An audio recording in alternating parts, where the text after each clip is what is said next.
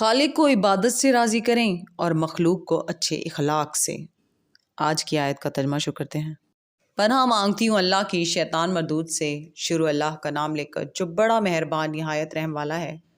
اور جب شام کو انہیں جنگل سے لاتے ہو اور جب صبح کو جنگل چرانے لے جاتے ہو تو ان سے تمہاری عزت و شان ہے۔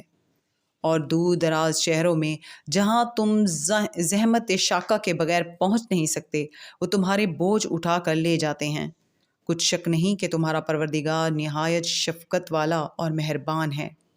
اور اسی نے گھوڑے اور خچر اور گدھے پیدا کیے تاکہ تم ان پر سوار ہو، اور وہ تمہارے لیے رونق و زینت بھی ہیں۔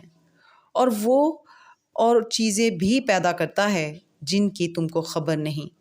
اور سیدھا رستہ تو اللہ تک جا پہنچتا ہے، اور بعض رستے ٹیڑھے ہیں وہ اس تک نہیں پہنچتے، اور اگر وہ چاہتا تو تم سب کو سیدھے رستے پر چلا دیتا۔